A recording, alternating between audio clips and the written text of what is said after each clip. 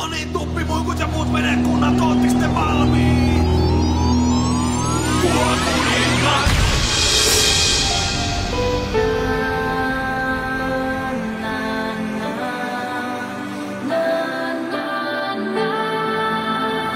Kuosmanen, tänään sinun ihka ensimmäinen biisi julkaistaan ihan tulleen aika julkisesti löytyy kaikilta striimausalustoilta löytyy Spotifysta ynnä muuta. Jännittääkö? No totta kai jännittää, että eka biisi on eka biisi, mutta luottavaisin mieli, että tähän asti palaute on ollut positiivista ja jengi on ollut hyvin mukana, niin luottavaisin mielin. Kyllä. Ennen kuin jatketaan tarkemmin tuosta biisistä ja muuta meininkiä, niin kerrotko vähän taustaa itsestäsi? Varmasti kuuntelijoita kiinnostaa. Osa ja aika paljonkin varmaan sinua porukka tuntee, mutta sitten on sitä jengiä sillä kyllä, mitkä ei vielä tiedä, mikä kaveri tämä oikein on. Joo, eli nimi on Jani Hännikäinen ja mä oon syntynyt tuolla Joutsenossa nykyisessä Lappeenrannassa ja muutin Sotkamoon 15 vuotta sitten ja täällä edelleen asutaan ja viihdytään. Musaa on harrastanut 11-vuotiaasta asti semmoista bänditouhuja lähinnä. Ei mitään niin vakavaa ole ollut. Että syyskuussa 2022 valmistuin musiikin tuotannon ammattitutkinnon, siis suoritin tuossa Torniossa työn ohella ja sieltä sai sitten avaimet tähän tämmöisen projektin tekemiseen. No toi koulu tuli tuossa korona-aikoja, silloin rupesin miettimään, että mitäpä sitä keksisi ja tuli tämmöinen mahdollisuus mennä kouluun, niin sieltä sitten vähän sitä lisäpotkua, että saisi jotain projektia pyörimään, että ei musaa nyt ole niin tullut tehtyä, sitä on aina harrasteltu, mutta tosiaan, että voisi koittaa ihan oikeasti jotakin.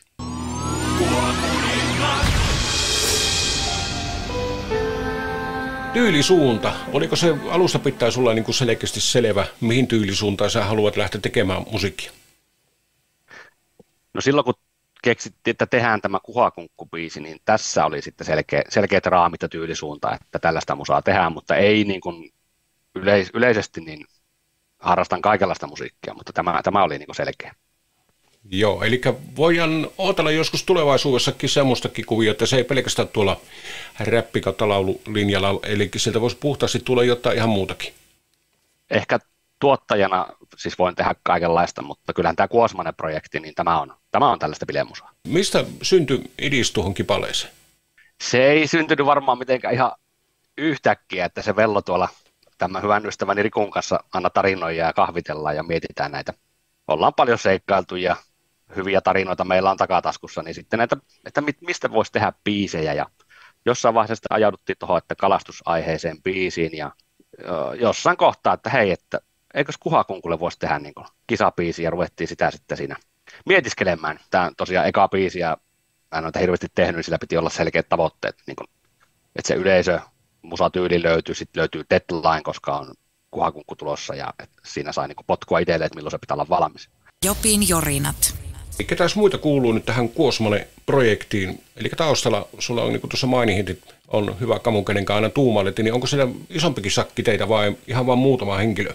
No me ollaan pienellä porukalla, tämähän on niin kuin solo-projekti, niin kuin tämä artisti Kuosmanen, mutta mä oon kyllä niin kuin semmoinen joukkuepelaaja luonteeltani ja siinä on hyvä olla sitä tukiryhmää takana. Ja hyvä ystävä Riku Hakkarainen tosiaan on siinä ja potkii persille aina, kun ukko ei meinaa saada hommia tehtyä ja muutenkin niin kuin pallotellaan näitä ideoita ja just kun ollaan paljon seikkailtu, niin biisi aiheitakin syntyy sieltä. Ja sitten on Mirka Hakkarainen tuli mukaan tähän laulamaton naissolistiosuuden, mutta jatkaa tässä niin kuin tiimissä kyllä, että tässä on somevastuuta pitää jakaa ja muuta, että on tässä kaikenlaista, että vielä kehitellään, mutta roolia kyllä löytyy kaikille heille. Sitten varsinkin tuossa kun alkaa biisi valmistua, niin siinä itse on, kun on tehnyt tuon alusta asti, niin alkaa jo kuuroutua sille, ei oikein niin kuin enää osaa kuulla sitä biisiä silleen tuoreilla korvilla, niin sitten nämä kavereiden mielipiteet, niin kyllä niillä on, ja vinkit, niin niillä on iso merkitys lopputulokseen. Mahdollisiin yhteydenottoihin niin muilta medioilta. Minä vähän veikkaan, kun biisi pullahtaa pihalle ja sillä menee jokunen päivä ja voi olla, että ei mene kovinkaan pitkä, kun sieltä joku muu radiokanava tai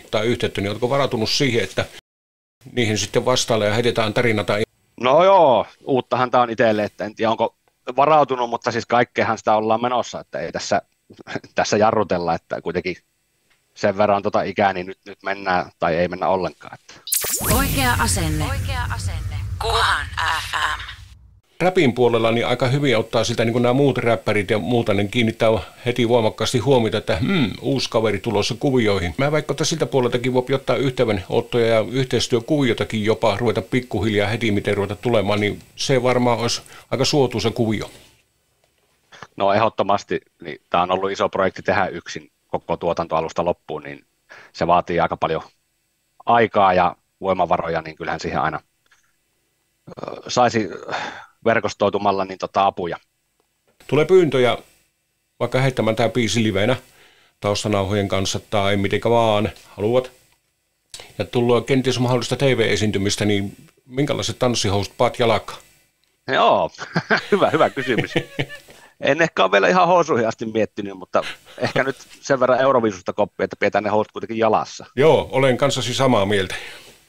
Joo, mutta on esiintynyt, mulla on näitä muutama coverbändi, kenen kanssa ollaan keikkoja heitetty ihan niin kuin useitakin vuodessa, niin ei silleen esiintyminen ei jännitä juurikaan, että kaikkeen valmis. Kyllä, eli sulta löytyy tarvittaessa tekniikka ja ukkovasi ympärille ja porukat ja muutenkin, että saatte niin kuin heitettyä ihan livepätkänkin tosta vaan. Kyllä, varmasti onnistuu. No, mutta onko sulla biisiaiheita niin pöytälaatikossa, eli nykyinen pöytälaatikkohan on tietsikka, niin Jeemassa minkä verran nyt eteenpäin? No mulla on pöytälaatikko, sinne ei ole koskaan juuri mitään kertynyt, mutta tuossa koulun aikana niin on yksi demobiisi, tai yhdestä biisistä on demoversio valmiina, ja se olisi kyllä tarkoitus tehdä sitten seuraavaksi, että se on niin kuin hyvällä mallilla jo tässä vaiheessa. Oi, miten hyvä. Jipii, sitä innolla ootamme kyllä.